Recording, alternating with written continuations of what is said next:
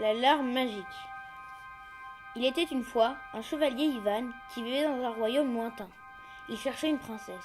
Il la cherchait dans tous les royaumes, en vain. Un jour, désespéré, Ivan décida d'aller se promener en forêt avec son cheval. Quelques minutes plus tard, il entendit un cri d'effroi. Il s'approcha de l'endroit d'où venait le bruit. Il vit une tour avec une fenêtre lumineuse. Il avança et vit une ombre gigantesque et sentit une odeur répugnante de marécage. Derrière la tour, il vit un ogre. Il décida de faire un piège à l'ogre pour s'en débarrasser. Il se rappela que les ogres adoraient l'or. Il alla dans la forêt et creusa un trou qu'il recouvrit de brindilles et de feuilles. Il vida sa bourse et la remplit de cailloux et fit dépasser 2 pièces d'or. Il posa la bourse sur le piège et sema des pièces jusqu'à l'ogre. Il entra dans la tour. Il entendit une voix provenant du haut de la tour. Elle disait « Mais tu vas pleurer, oui !»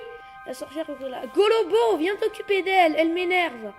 Ivan monta les escaliers et dit à la princesse qu'il était un chevalier et qu'il s'était débarrassé de l'ogre. La jeune fille lui dit que la sorcière avait les clés de la cage. Le chevalier alla dans la chambre de la sorcière pour lui voler les clés. Mais en entrant, il fit maladroitement tomber une fiole. Un chien à 3 têtes l'entendit. C'était un cerbère. Ivan lui coupa 2 têtes.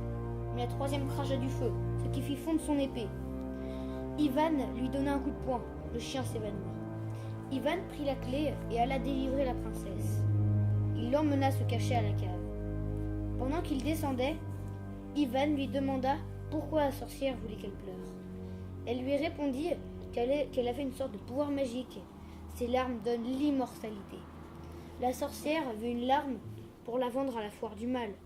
Lorsqu'ils arrivèrent en bas, ils virent dans un cachot des bébés héros. Les petits pleuraient de faim. Ivan comprit que la sorcière les avait enlevés pour que Golobo travaille pour elle. Ivan les délivra et les apporta à l'ogre qui était sorti du piège. L'ogre le remercia et lui promit de l'aider. La sorcière qui avait tout entendu attrapa Ivan et la jeune fille sans que Golobo s'en aperçoive.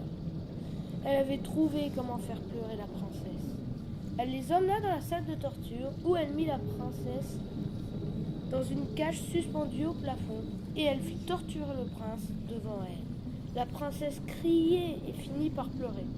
L'infâme sorcière mit une larme dans un flacon et elle cria « Dans 2 jours aura lieu la foire du mal et je serai riche !» Nya, nya, nya.